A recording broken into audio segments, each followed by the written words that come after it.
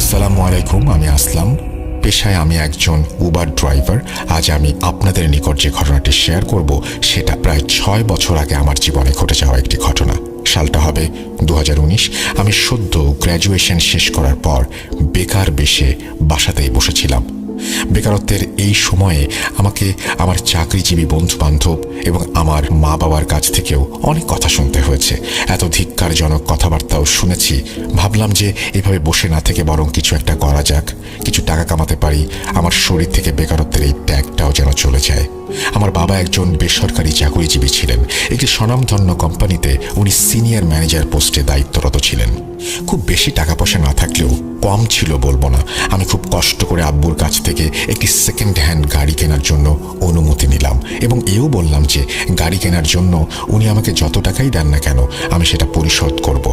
আমার আব্বু বুঝতে পারলেন যে ছেলে আসলে এবার কিছু করতে চাইছে। আমার কথা আর আবদার শুনে টাকা ফেরত দেওয়ার কন্ডিশনে উনি আমাকে গাড়ি কেনার টাকা দিয়ে দিলেন। আমি মনে মনে বললাম আলহামদুলিল্লাহ। প্রায় 1 মাস পর আমি আমার পছন্দ মতো একটি গাড়ি পেয়ে গেলাম এবং কাগজপত্র সব চেক করে নিজের নামে গাড়িটি কিনে নিলাম। গাড়ি কিনে নিজের হাত আরও একবার ঝালিয়ে নিয়ে আমি গাড়িটি উবারে রেজিস্টার করলাম। আমি আমার কাজটা আসলে উপভোগ করছিলাম। তাছাড়া যেহেতু নতুন নতুন কাজ, সেহেতু আমি প্রায় প্রতিদিন 12 ঘন্টা গাড়ি চালাতে শুরু করলাম। তখন প্রায় 1 মাস হবে আমি উবারের আন্ডারে গাড়ি চালাচ্ছি। সব ঠিকঠাক ছিল, টাকাও কামাচ্ছিলাম, বেকার নই। সব মিলিয়ে বেশ ভালোই যাচ্ছিল দিন। যদিও আমার বন্ধুরা আমাকে অনেক বোঝানোর চেষ্টা করেছে যে রাতে গাড়ি চালানো ঠিক নয়, কিন্তু আমি তাদের কোনো কথাই শুনিনি। কারণ আমার রুটিনই ছিল দুপুর 12টায় ঘুম থেকে ওঠা, যার জন্য আমার মা প্রায় সময় আমাকে নবাবের বাচ্চা বলে গালাগাল করতেন।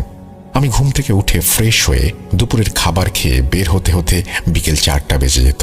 তারপর আমি বিকাল থেকে রাতে কাজ করে প্রায় ভোর 4টায় বাড়ি ফিরতাম। কিন্তু সপ্তাহের শেষের দিকে, বিশেষ করে শুক্রবার ও শনিবার রাতে আমার রুটিন একটু বদলে যেত।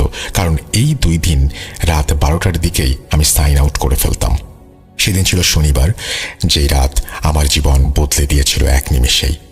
শনিবার রাত 12টায় আমি আমার নিয়ম মতো সাইন আউট করে দিচ্ছিলাম, কিন্তু হঠাৎ করে আমার কাছে একটা রাইড রিকোয়েস্ট এলো এবং আমি ভুলবশত না চাইতেও সেই রাইড অ্যাকসেপ্ট করে ফেললাম।